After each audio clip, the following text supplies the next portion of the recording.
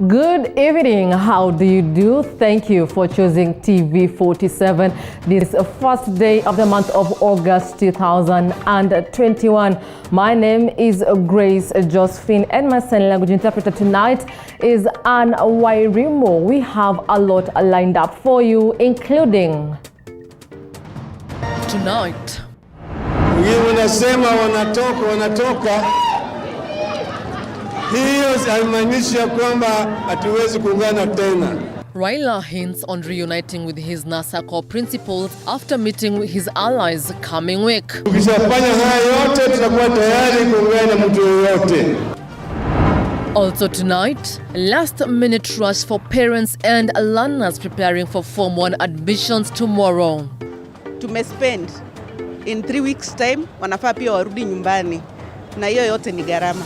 Kura shopping ilikuwa 45,000. Na mimi kama nyanya singeweza. Plus, driven out of business. Soka modern hatulipi mshahara.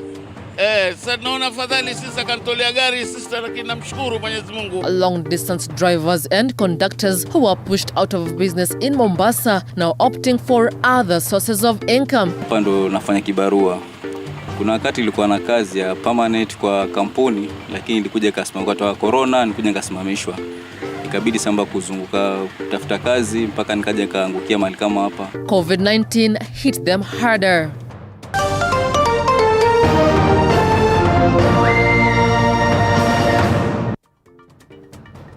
Now, over 1 million learners are expected to join their respective secondary schools tomorrow.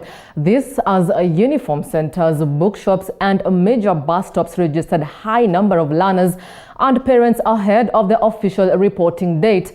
And as our Education Affairs reporter Adon Kilemina reports, the 2020 KCP candidates joined Form 1 as the government insists on the 100% transition to secondary schools. After 1.5 months of darkness in the places of worship in 13 counties that were considered COVID-19 hotspots, can now see the light after the churches in the region opened its doors to congregants. This follows the government's move to ease the COVID-19 containment measures in the 13 counties. Most churches across the 13 counties in the Lake region are delighted today to have resumed their worship, though with a low turnout said to be as a result of the new regulations. What makes me so excited and happy is that we are able to come together and pray to God. Father Bernard Oduor from St. Joseph's Catholic Church has urged the government to use the places of worship to sensitize Kenyans on the COVID-19 pandemic, refuting claims that churches are the weak link in combating COVID-19. Apologies for that mishap, but we're preparing for you that detail. Moving on, places of worship in the 13 counties that were declared COVID-19 hotspots by the government in June this year reopened for service today under the new dispensation, where congregants observed strict health guidelines. However, a low turnout characterized the reopening of churches, with religious leaders in Kisumu County urging the government to use the church to sensitize Kenyans on COVID-19 pandemic. James Okoth with the details. After 1.5 months of darkness in the places of worship in 13 counties that were considered COVID-19 hotspots, can now see the light after the churches in the region opened its doors to congregants. This follows the government's move to ease the COVID-19 containment measures in the 13 counties. Most churches across the 13 counties in the Lake region are delighted today to have resumed their worship, though with a low turnout said to be as a result of the new regulations. What makes me so excited and happy is that we are able to come together and pray to God. Father Bernard Oduor from St. Joseph's Catholic Church has urged the government to use the places of worship to sensitize Kenyans on the COVID-19 pandemic, refuting claims that churches are the weak link in combating COVID-19. When government can use the church as a way also to fight this COVID-19, it can be effective.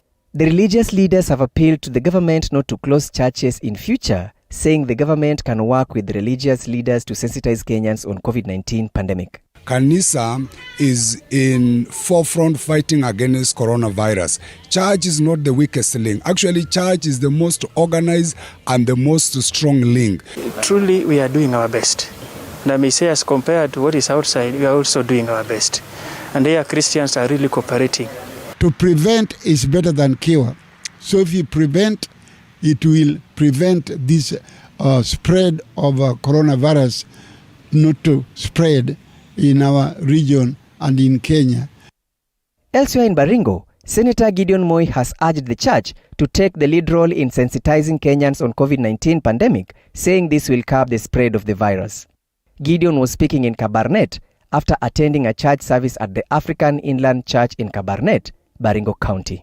Each one of us, we are all responsible for our brothers and our sisters. We take it very seriously. And as the church, tafadhali be in the vanguard to educate the people on the dangers of corona. Yesterday, Kenya received 410,000 doses of the AstraZeneca Oxford COVID-19 vaccine. The vaccines were donated by the United Kingdom government and will be followed by a further donation of 407,000 doses from the UK via the COVAX facility. James Okoth for TV47. On to matters education, over 1 million learners are expected to join their respective secondary schools tomorrow. This as uniform centers, bookshops and major bus stops registered a high number of learners and parents ahead of the official reporting. And as our education affairs reporter Andrew Kilemi now reports, the 2020 KCPE candidates join Form 1 as the government insists on the 100% transition to secondary schools. Sunday afternoon at the heart of the country's capital, Nairobi. Major bus stops here are buzzing with activities. Majority of the travelers here are parents and learners traveling to different parts of the country ahead of the official opening date tomorrow. Evelyn and her daughter have arrived from Kakamega County and are in transit to Kajiado County for the Form 1 admission. Nilikuwa ni admit mwanafunzi Moi Girls Isinya. Sasa kwa vile hakuna night travels, imebidi ni amke mapema, ni travel leo, nitafute mahali pa kulala Isinya town, alafu ndio nipeleke mtoto asubuhi mapema shuleni. Evelyn speaks of the challenges she has had to endure to see her daughter join school tomorrow. Nauli imepanda, sio vile ilikuwa pale nyuma. Alafu kukuja pia nayo ni polepole, alafu inabidi sasa kwa vile natoka mbali, nije nitafute pia mahali pa kulala ambapo pia sijui shule iko wapi. Sasa mahali niko hapa natafuta direction ya kufika. Just like Evelyn, Alice Wafula has traveled thousands of kilometers to the city. And all the way from Bungoma County, her grandson will be joining Dagoretti High School tomorrow. The boy had attained good grades in the 2020 KCPE examinations, but her grandmother was unable to fund his secondary school education. Mama yake alimzaa na akaniletea tu mtoto na akaenda. Sasa nimemlea huyu mtoto kwa njia ya shita tu. Lakini alifanya mtihani akapita na sikuwa na uwezo wa kumpeleka secondary. Sasa mimi nashukuru tu gavana wetu Wycliffe Wafula Wangamati. Vile walitoa wanahitaji hii ni scholarship ya kusaidia watoto wenye walipita mtihani lakini wazazi hawajiwezi. Sasa vile alinisaidia kupitia kwa MCA wangu Palala Wawebui, ndio wakaniwezesha mimi kuleta mtoto huku. Pura shopping ilikuwa 45,000 na mimi kama nyanya singeweza. As Form 1 learners prepare to join secondary school tomorrow, parents across the country have expressed their concerns on the available short period of time on the school calendar. Form 1s ningeomba wasije after kwa sababu tumespend in 3 weeks time, wanafaa pia warudi nyumbani na hiyo yote ni gharama. Unajua tumetumia 1,000 kukucha. Sasa hata mtoto kukucha alitumia 1,500. Sasa mimi kurudi tena ni 1,500. Sasa naona ya kwamba wanakuja tu hata kama ni 2 weeks tena wanarudi. Naona hiyo ni mzigo, hata wakae tu shuleni. This year's education calendar leaves learners with very minimal amount of time to study, as occasioned by the spread of COVID-19. Students who resumed learning on the 26th of July will be coming back for their midterm on the 26th of August, even as the first term is expected to end on the 1st of October this year. Andrine Kilemi, TV47. On to a little bit of politics. The ruling Jubilee Party is seeking to reclaim its loss to Growley and will embark on an operation to clean up the party next week. MPs Sabina Chege and Kanini Kega say the operation will begin from the county offices, where officials advancing other agendas or have defected to other parties will be shown the door. Mwangi Minor with the details. The Jubilee Party has embarked on a mission to restructure the party just weeks after losing to UDA party in the Kiambaa by-election. Speaking during a Thanksgiving ceremony for the Jubilee Party candidate Kareri Njama at Kiharaya IPCA Church, MPs Sabina Chege and Kanini Kega said the process of cleaning up the party will begin with the party officials from all the 47 counties. Wiki hii tutaanza kuangalia the officials wa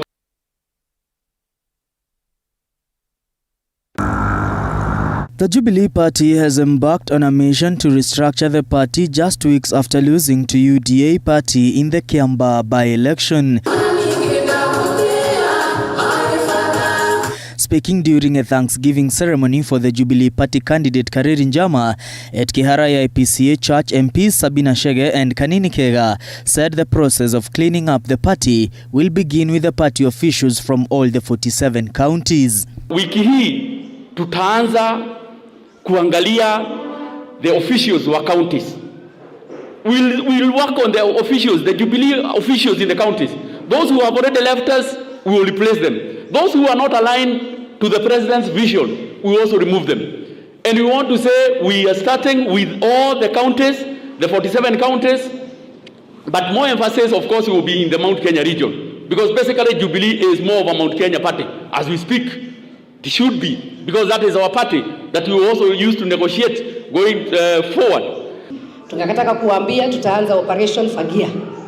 Tunataka tuoshe chama cha Jubilee ili hata sisi wanasiasa tuwe pale tushikilie Jubilee, kwa sababu kazi imefanyika. Hata wale ambao walikuwa na kampenia na tunaona kikampenia vyama vingine wanajua tumefanya kazi. Hata scorecard yao watatoa ile ya Jubilee. Kwa hivyo sisi tutasimama na chama na tutahakikishia nyinyi ya kwamba hatutawaacha nyuma. Members who do not toe the party's line and those already advancing agendas of other parties will be shown the door. The MPs argue that party structures need to be safeguarded and strengthened as the country heads to the next general election. The MPs have also faulted the outcome of the Kiambaa by-election poll results, claiming their candidate was rigged out. They insist they will move to court to challenge the poll outcome. Kuna pahali tulipigwa kona hapa na pale. We were doing the tallying. I was an agent myself, and I can categorically say that for sure Kiambaa people elected you. But unfortunately, kuna pahali watu walipiga kona. But we will follow. We will go to court and make sure that justice is done. Na hata kesho kama kutakuwa na uchaguzi mwingine hapa Kiambaa, bado nitasimama na chama cha Jubilee. According to the MPs, the Jubilee Party cleanup exercise will kick off in a week's time. Mwangi Minor, TV47. 12 minutes past the hour, and we take our first very quick breather. Don't go too far away, as we have a lot more lined up for you. Coming up, someone spotted him, trained him in barbering.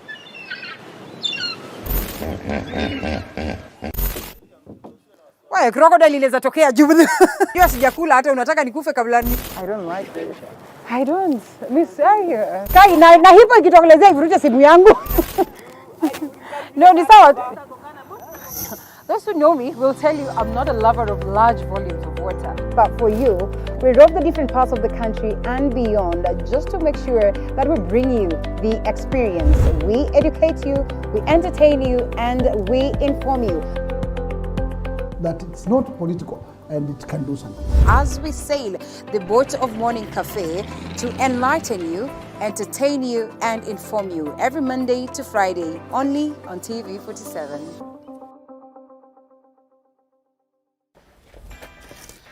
Woo.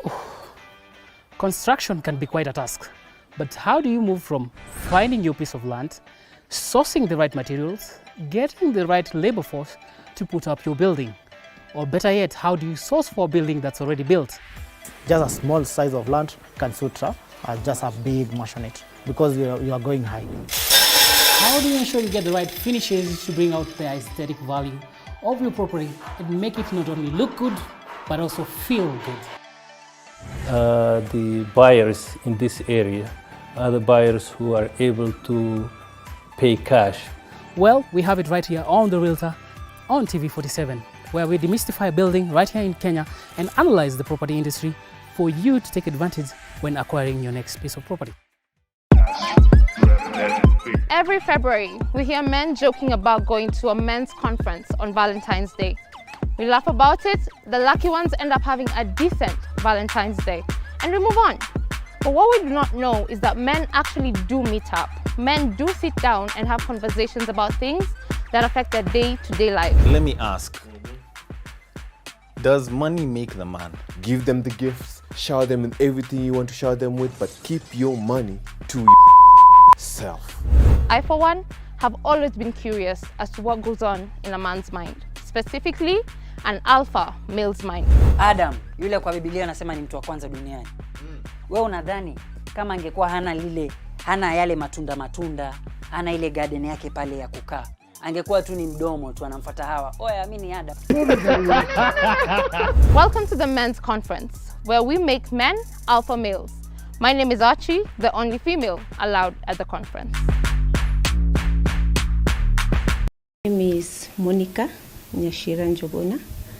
I am a wife and a mother of 3, and I am a crochet ambassador. This began some years ago when I could not find a white-collar job. I had done a course in IT. I looked for jobs everywhere and I could not find one. So I had a lot of time in my hands, and I had an idea to do crochet. So we have a WhatsApp group. There are about 3 WhatsApp groups. They are actually full. We've been sharing information, consulting, and just encouraging each other.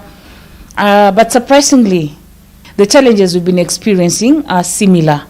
So we just try to find a way of managing our challenges. Then all of a sudden there's a challenge coming up, and that is organized by the Hazina Institute. We realized that many people had lost their jobs. Some businesses were downsizing or closing, and therefore people were at home. Plus we had the government directives for people to work at home and avoid so much going outside. And we thought this would be a good initiative, not just to keep people busy, but also to deal with their mental health. Most basic stitch is a chain stitch, where you just yarn over and then pull through that knot. Yarn over, pull through the knot. Yarn over, pull through the knot. So just that. We were able to work with a consultant who helped us in developing tools to make our work easier. Glad to have you back, and thank you for staying with us. Remember, you can always stream us live. That is at TV47 Kenya on Facebook. ODM leader Raila Odinga says he's open to reunite with his former NASA core principals, just days after the parties that formed the coalition pulled out. The ODM boss is set to meet party delegates from Nyanza and Western next week. Paul Kirobi with the details. Days after all the NASA affiliates, that is ODM, ANC, CCM and Ford Kenya parties, pulled out of the coalition, ODM boss Raila Odinga now says he is ready to reunite with his former core principals in the coalition. Raila is however set to meet delegates from Nyanza and Western region in the coming week. Watu wa Nyanza watakuja pamoja kufanya mkutano alafu kupitisha azimio. Baadaye Jumamosi watakuwa Kakamega. Hapa Vihiga kutatoka hapa madelegate 100. Vijana, akina mama, ma MCS, ma MPs watakwenda kule. Odinga says he cannot rule out working with Wiper's Kalonzo Musyoka, ANC's Musalia Mudavadi and Ford Kenya's Moses Wetangula. The Orange Party announced on Thursday that it will write to the Register of Political Parties, communicating its decision to exit the coalition that sponsored a Raila Kalonzo ticket in 2017. ODM, the opposition party, pulled out of the National Super Alliance, NASA, with a stern warning to its former affiliates that it may rescind its decision to give them a share of the political party's fund if they continue disparaging it. NASA ilifanya kazi yake ni ikakwisha. Lakini sasa ukisikia wengine wanasema wanatoka, hiyo haimaanishi kwamba hatuwezi kuungana tena. Hiyo NASA kazi yake ilikwisha, lakini huko mbele tutakuja pamoja. Sasa mara hii wengine wameenda Oka. Sisi sasa tunaanza mjadala ya kuleta watu wetu pamoja. Wanasema hujapata formula ya Mount Kenya region. Mimi nimetembea na Musalia Mudavadi Mount Kenya, yeye yako na hiyo formula. Tunaomba msaidie apenye hapo, na tukifanya hivyo tutapata Dr. William Ruto atatuonyesha aibu. Naomba mtusaidiane. Useme sasa, hawa ndugu zangu wamenichunga miaka 20, wakati huu mimi nataka kusema Musalia Mudavadi tosha. But a section of Western leaders are insisting that ODM should back ANC party leader Musalia Mudavadi's candidature. Mambo ya kupewa vitu kidogo kidogo, sisi watu wa Luya hatutakubali mambo ya mbeho. Kama 2022 mambo ya mbeho imekwisha. We've been supporting other people starting from 2013. Wakati ikifika tunaachia wengine. Hapa raundi hii kuna Oka na Okoa Kenya, iko na Musalia Mudavadi, iko na Kalonzo, iko na wengine. Wewe Oparanya unatoka Western. Tushikane watu wa Western, tuongee lugha moja. According to NASA Constitution, the coalition's dissolution takes effect with the exit of 3 partners. On Saturday, Ford Kenya's Moses Wetangula said the party will now be forging new political partnerships with like-minded leaders, even as he drummed up support for the One Kenya Alliance. The letter doesn't talk about a favor, it talks about an obligation between partners.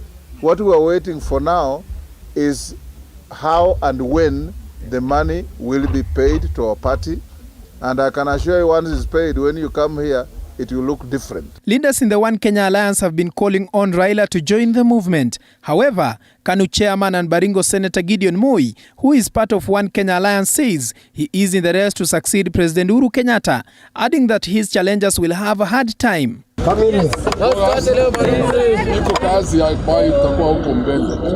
Meanwhile, ANC party leader Musalia Mudavadi has dismissed the approach as being fronted by his competitors in the revival of the economy, saying Kenyans do not need theoretical models but tangible solutions that will be felt in trying to bring back the economy of this country to its feet. Kwa hivyo watu wamekuwa wakizungumza sana kusema iko model hii. Mimi nataka niseme hakuna haja ya model. Model ni kama uko kwa classroom unafunza maprofesa, unatoa model na theory. Kila watu wanataka kujua kama kuna deni tutalipa deni namna gani. Kama kuna ushuru tutafanya nini huo ushuru upunguke. Kama kuna school fees tutafanyaje kila mtu apate haki yake kwa hiyo shule. ODM is already in talks with Jubilee for a pre-2022 coalition. Paul Kirobi, TV47, Nairobi. Still on matters politics, Deputy President William Ruto has urged leaders to embrace the bottom-up economic model that is tailor-made to address the social economic needs of the poor. Ruto said leaders should be mindful of the needs of Kenyans who are disadvantaged by the current economic model that has impoverished them. He spoke during church service at St. Michael's, the Archangel Catholic Church in Lang'ata, Nairobi.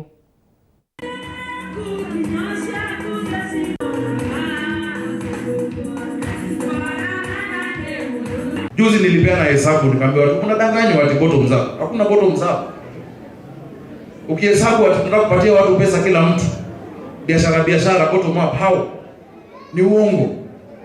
Wale ambao wako informal sector, watu wa jua kali, wale wa market, hawkers, artisans, maseremala, Kenya mzima ni 20 million. Ukopatia laki moja, that is 2 trillion. Itatoka wapi kwa budget ya 3 trillion? Si ni uongo? Hata kama sisi ni maskini, sisi sio wajinga. Na kama uko na uwezo wa kufanya hiyo, mbona unangoja uchaguliwe? After 9 years you just realize they are poor people. Hiyo ni kutumia maskini vibaya. Wanasema wanataka kuongeza 100 million per constituency. Then you don't need to become president. Amend CDF Act. Si mnasema mko na idadi kwa bunge? Fanya amendment ya CDF Act muongeze. Wanatafuta school fees ya watoto, wanatafuta malisho, na mnaendelea kuambiwa tunataka bottom up. Unajua, and for you media, you should get it clear from today. In international economics, there are only two issues: state-controlled economy and liberalized economy. State control ni kama ile ya Uchina. Wanafanya kila kitu mpaka wanasema huwezi kuzaa zaidi ya mtoto mmoja. Liberalized economy ni inji serikali kuweka enabling environment na kuachia wananchi kufanya mambo yao. Hakuna economy ya kupeana watu pesa kiholela vile mnaambia, kwa sababu hata wakisema hivyo itakuwa tu kama zile laptops, itakuwa tu kama zile 9 stadiums. Kuna mjadala mkubwa Kenya sasa ya bottom up. Pengine mnashangaa hii bottom up inaanzia wapi? Hii bottom na inasumbua watu, imesumbua watu wengi sana. Watu wamechanganyikiwa vibaya sana na hii bottom up. Lakini to explain, it is about remembering the weak. If anybody is looking for the explanation on bottom up, let them go and read Psalms 113, verses 7 and 8. It is God who lifts the weak. In other matters, the death of the NASA coalition has set free presidential hopefuls to negotiate their way to State House next year. But following the NASA fallout, a new political dispensation is brewing as the former NASA affiliate parties converge to form yet another coalition, the One Kenya Alliance, with pundits arguing that the 2022 presidential race will be a two-horse race between Deputy President William Ruto and ODM leader Raila Odinga. The One Kenya Alliance may just establish itself as the third force. But as Musa Salah reports, the new alliance could be choreographed tactic to divide the hotly contested Mount Kenya votes, leading to a runoff in the general polls next year. Having fallen out to their coalition partner Raila Odinga's ODM over alleged misunderstanding on the sharing of coalition funds, Kalonzo Musyoka's Wiper, Musalia Mudavadi's ANC, and Moses Wetangula's Ford Kenya last week pulled out of the coalition to join KANU chairman Gideon Moi in the new One Kenya Alliance, an alliance whose fate hangs on its pending registration ahead of the 2022 general election. Odinga cannot join Oka. It's only Oka that can join Odinga. The same way in 2013 there was CORD. Raila Odinga did not join CORD. Wetangula and Kalonzo joined Raila Odinga to form CORD. And that's why CORD ended when Raila Odinga decided CORD ended. We've had NASA. Raila Odinga did not join NASA. Musalia Mudavadi, Kalonzo Musyoka, and Moses Wetangula joined NASA. And that's why when ODM was bold enough to go into an arrangement with Jubilee without consulting them. So we cannot expect Raila to join. Raila, when things go to the wire, is a man who is ready to go on his own. However, Oka's core principal's biggest headache is who will be what in the coalition, with all the 4 coalition bosses eyeing the top seat. But according to sources private to Oka's formation, the coalition lacks a strong candidate to get a share of the Mount Kenya votes, a dilemma that is argued will pull the coalition towards billionaire camp politician Jimmy Wanjigi. As far as the 2022 mathematics is concerned, we only have, at the moment, all signs are that we'll have Ruto on the other side and Odinga on the other side. So when you talk of Oka as a third force, you need to ask yourself first, who is the brainchild of Oka? Oka is a group of people who are coming around Gideon Moi, because Gideon Moi is the one who is bringing together the Kalonzos, the Mudavadis, the Wetangulas, with the support of the system, with the support of the state. But Oka's formation is perceived to be not just a coincidence, as Deputy President William Ruto's hustler narrative gains momentum in central Kenya amid plans by Odinga's allies to sell the long-time opposition leader in the vote-rich mountain, an agenda that political pundits rule would be an uphill task for the pro-Odinga camp. The 2022 game plan is still very complex because, as you're seeing, there are even plans to try and sell Raila Odinga in the mountain region, which is a difficult task. You know, you've pumped this hate in people for the past 10, 15, 20 years about someone. How do you expect to change that within less than a year? How gullible are they? That is the risk that the mountain faces. Murang'a is Hustler Nation, Murang'a is William Ruto. Tinga wewe hatujasahau vile uliangamiza rais wetu Mwai Kibaki wakati alikuita kwa serikali ya nusu mkate. Hatujasahau tangu uingia hii serikali tumekuwa kusabaratika kila pahali kwa chama yetu. Kwa hivyo hata ukikuja hapa, kuja jueni Mkenya. Lakini hawa watu wa Kiharu wameniambia nikae nyuma ya mtu ambaye anaitwa William Ruto na wameniambia wao wako Hustler Nation. With a hotly contested presidential election that may bend both ways at hand, pundits argue the One Kenya alliance could be a choreographed plan to divide the Mount Kenya votes, a possibility that would see the first and second runners-up go head-to-head after the runoff. Because they were spearheading that agenda to bar Raila from becoming the president, because they felt their interests were not safe. Now, they have realized that their interests will not be safe in the hands of William Ruto. Unfortunately, they are left with the two devils. So they have to create a plan. On the first run, it's everyone's cheap to take or fall wherever they may. But you see, when you take the election to the runoff, then there's a possibility for someone to negotiate a pre-election, a pre-runoff arrangement or coalition where at least you have a guaranteed share in the next dispensation. In an orchestration of a plan of getting this leader, the other leader, getting many political parties ostensibly to come and divide the Mount Kenya vote. Hauwezi kata mlima Kenya kutumia razor blade. Ati uende hapo unakunyakunya hivi. Kitu tunasema kukunyakunya. Ati ufikirie unagawanya mlima. Kuna viongozi wachache Nairobi ambao wanapigania vyeo. Tungetaka tuwaeleze sisi kama watu wa mlima Kenya already tumeugana. A Wanjigi-led runoff would give the region leverage over the interest of Mount Kenya, a move that may see the One Kenya Alliance core principles get lucrative government positions post-2022. Musa Salah, TV47.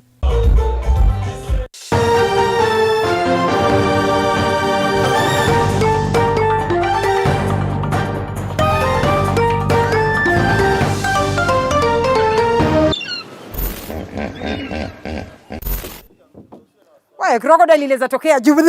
Hiyo sijakula hata unataka nikufe kabla ni. I don't like it. I don't. Miss Kai na hipo ikitokelezea ivuruche simu yangu. No, ni sawa. Those who know me will tell you I'm not a lover of large volumes of water. But for you, we rove the different parts of the country and beyond just to make sure that we bring you the experience. We educate you, we entertain you, and we inform you.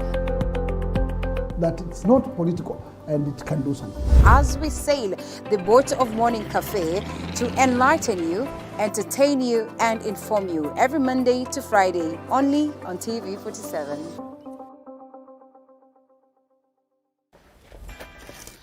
Woo. Construction can be quite a task, but how do you move from finding your piece of land, sourcing the right materials, getting the right labor force to put up your building? Or better yet, how do you source for a building that's already built? Just a small size of land can suit just a big maisonette because you are going high. How do you ensure you get the right finishes to bring out the aesthetic value of your property and make it not only look good, but also feel good?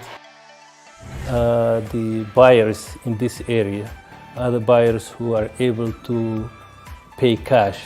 Well, we have it right here on The Realtor on TV47, where we demystify building right here in Kenya and analyze the property industry for you to take advantage when acquiring your next piece of property.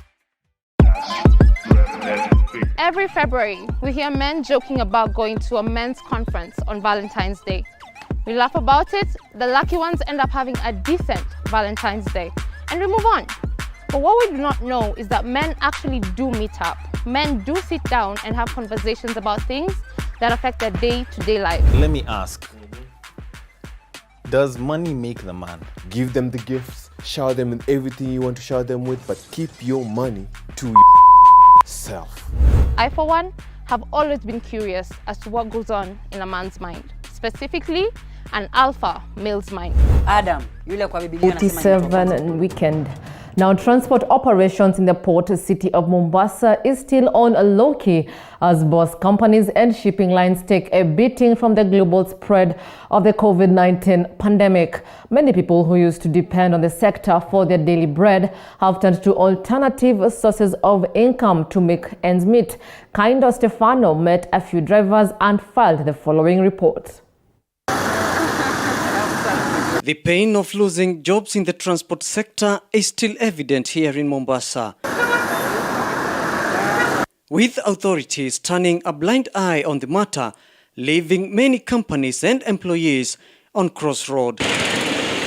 Since the first COVID-19 case was reported in the country, long-distance transporters and passengers have been greatly affected following strict COVID-19 containment measures.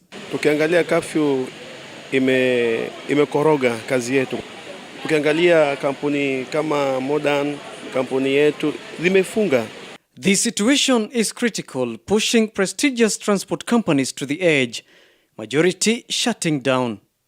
Ali Rashid Alfan is a former bus driver. Nilitoka Modern, hawatulipi mshahara. Sasa naona afadhali sisi akantolea gari sisi, lakini namshukuru Mwenyezi Mungu. Alfan was rendered jobless following challenges experienced at the company. However, Alfan is lucky he managed to secure another job. Many of his former colleagues are not as lucky. Some have since moved up country, while others are still searching for jobs. Tofauti kubwa sana, kwa sababu hapa napata riziki yangu, nakula na watoto wangu na wajukuu zangu na marafiki zangu, unaona, na watu wa mbalimbali.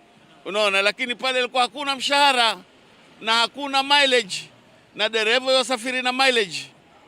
Kama hakuna mileage utafanya kazi vipi? Mke pia atakukimbia ndani ya nyumba. Mke atakukimbia, jirani atafunga nyumba yake, ulipi kodi. Work with what you have, they say.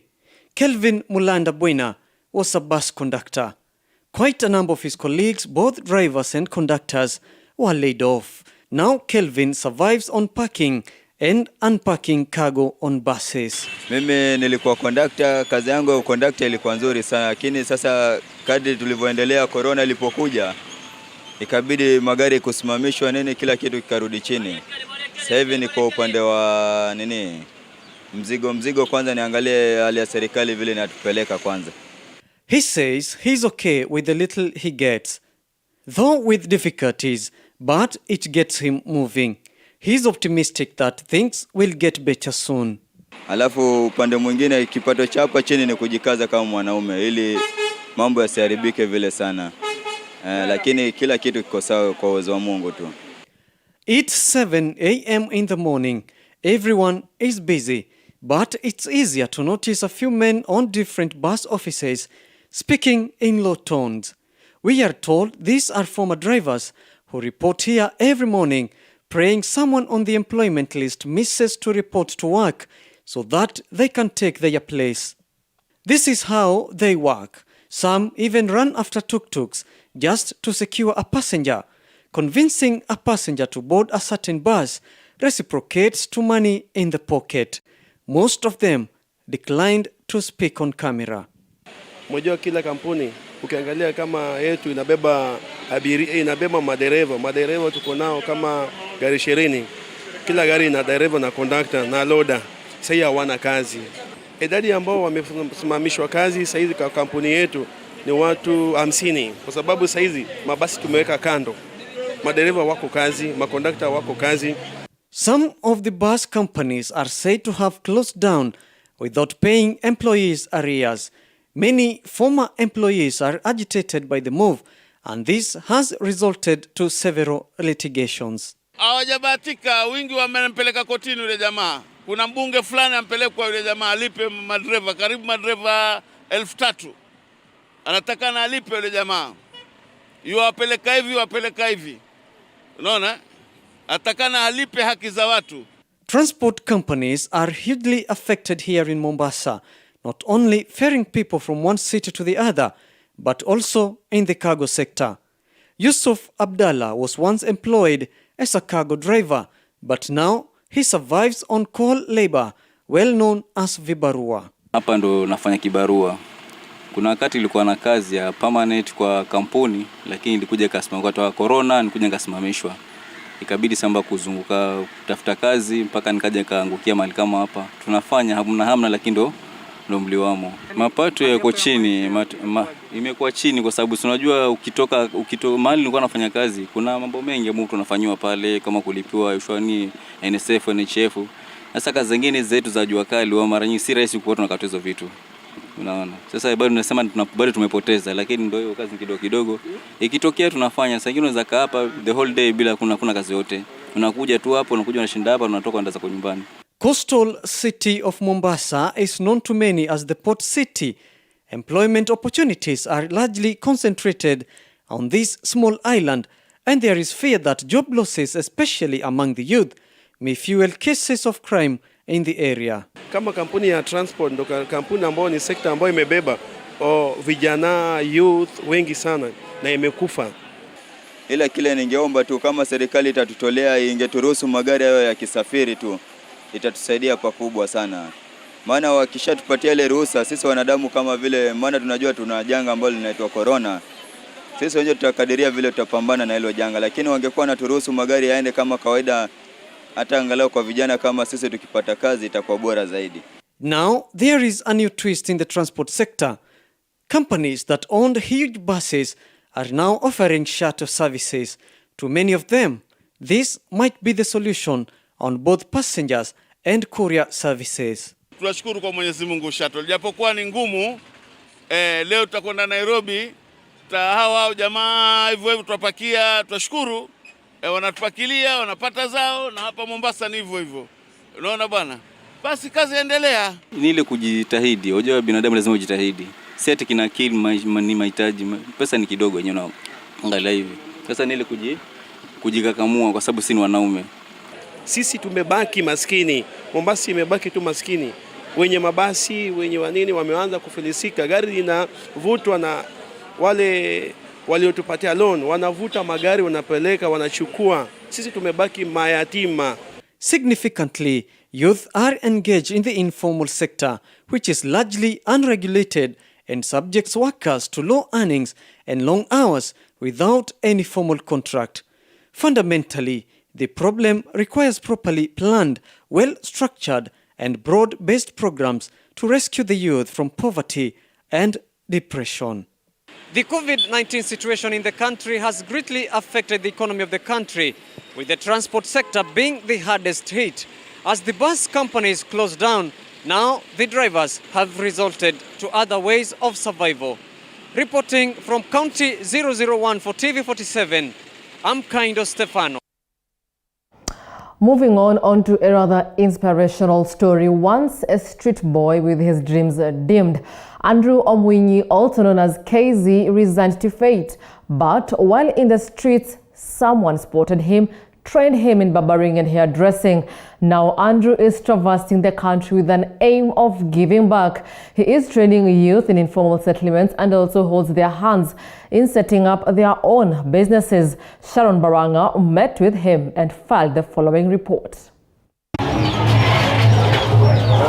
25-year-old Roger Zomoyo is the owner of Baseline Kinyozi in Mukuru kwa Njenga in Maradaima ward.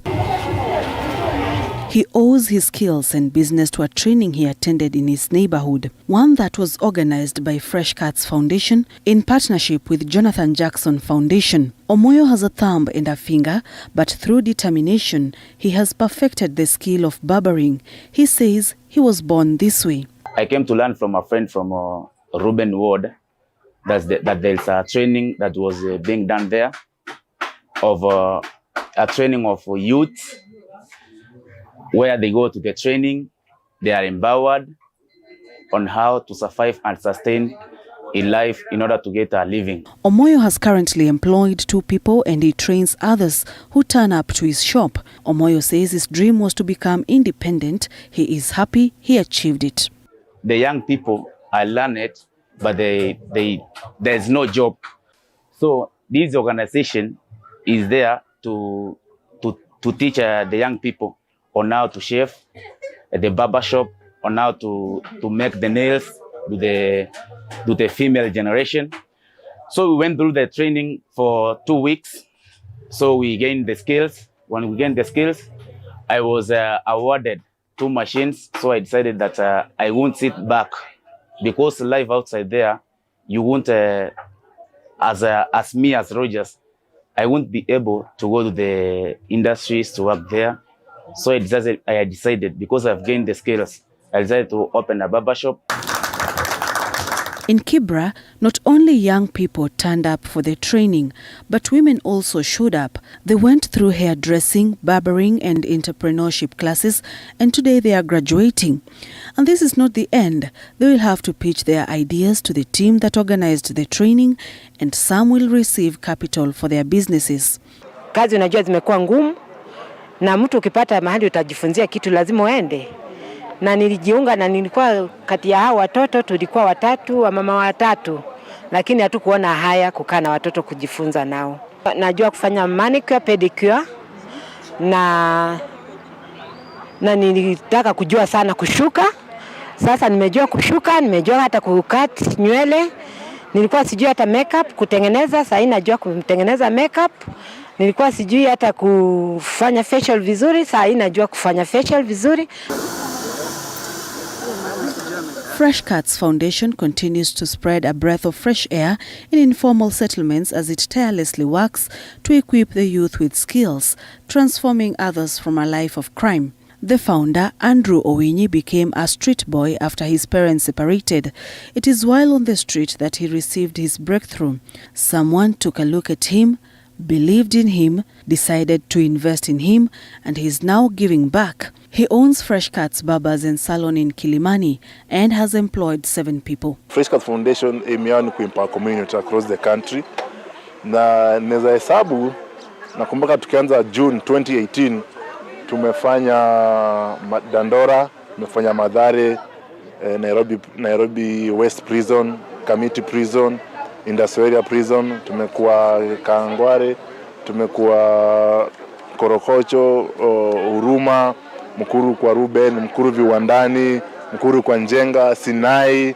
Unaona hizo mtaa zote tumekuwa. Na leo hata tumeshafanya hapa Kibira pale chini Mashimoni. Na today tuko hapa Kibira. To date, hundreds of youth have been trained. Fresh Cuts Foundation offers the training in informal settlements in partnership with the Jonathan Jackson Foundation. A lot of them were just idle, doing nothing. And actually now that they have a skill, we can now put them into, we will start our own little shops, like beauty and barber shops. And we will see how they can teach them how to run a business and how to earn money. So we don't just stop today with a certificate. And I think that's a problem of many many NGOs and government actions. They do these training, which is great, but then with a certificate you can't earn money, or it doesn't give you money. If you're very good, and you may be lucky to find a job, but I want to go to that next step and actually start their businesses and seed fund it. And we've been able to train over 500 to 600 youth across Nairobi. Naweza sema wow, about so mbili hivi, that's all dao niko sure they are doing something, either they are employed ama they are self-employed. The team plans to pitch tent in Murang'a County before going to Mandera County. Sharon Baranga, TV47. How inspirational. And in our Sauti ya Mwananchi segment tonight, a majority of Kenyans are against the postponement of the 2022 general elections, even as the Parliamentary Constitutional Oversight Committee seeks to have the election date postponed. This is according to a survey conducted by One Pulse Kenya countrywide in the last 7 days. The African Court on Human and People's Rights recently gave an advisory opinion allowing AU member countries to postpone elections in the wake of the COVID-19 pandemic. However, this must be in observance with the laws governing the particular country. A survey conducted nationwide in the last 7 days by One Pulse Kenya revealed that 68% of Kenyans do not support a postponement of next year's polls, while 82% do. Elections should not be postponed. Even if it's postponed, it will just still happen no matter what. And also, we need new leaders. Whether they postponed, they don't postpone. Nobody cares. It doesn't add anything on our tables as a mwananchi. Government should first be prioritize the fight against COVID-19. Saizi COVID-19 iko juu sana. Yenye tukieka hizo election, hizo pesa zenye wanafaa kufanyia election, ndio ziweke oxygen kwa hospitali. Tuwe tunafuata sheria ya Kenya, tuwe tunafuata katiba. Isibadilishwe tarehe ama hata siku. Uchaguzi ije wakati ule ufao. Wakwenda nyumbani aende. Na sasa hiyo wakati yote itakuwa imeahirishwa, bado ni kampeni zitakuwa zinafanyiwa. A section of lawmakers in the Constitutional Implementation Oversight Committee in Parliament are preparing to petition the High Court to postpone the election date to pave way for the Constitutional Amendment Bill, that is the BBI process and boundaries review. However, 78% of Kenyans feel that these are not valid reasons to postpone the elections, while 21% said they are. 1% on the other hand said that the elections should be postponed for other reasons. So BBI should never stop the elections. BBI ina enough reasons to postpone elections, but when it comes to other things like economy, peace of the country, elections can be postponed. Hiyo inatosha kwa sababu tunatakana tuongezee mipaka.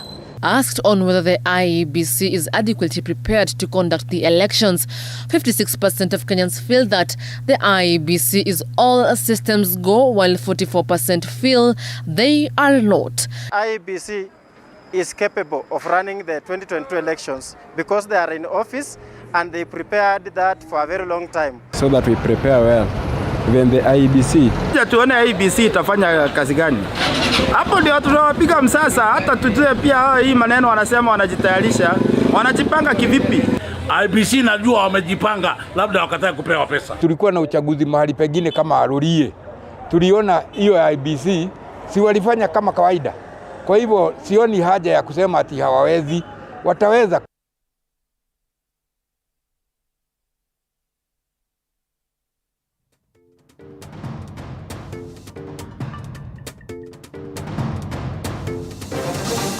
According to the 2010 Kenyan Constitution, postponement of elections can only happen when Kenya is at war.